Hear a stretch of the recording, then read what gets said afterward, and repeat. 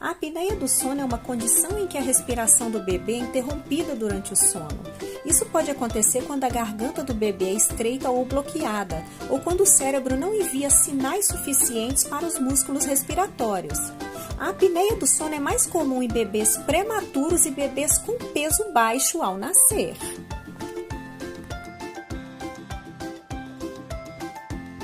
Muitas vezes, os pais acham bonitinho e engraçado ver o bebê roncando e ficam ali, diante do bebê, admirando. Mas não se dão conta que poderá se tratar de vários problemas.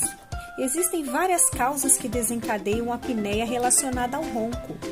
Algumas das causas incluem alergias, infecções respiratórias, problemas de desenvolvimento da garganta ou mandíbula, obesidade e síndrome da apneia obstrutiva do sono.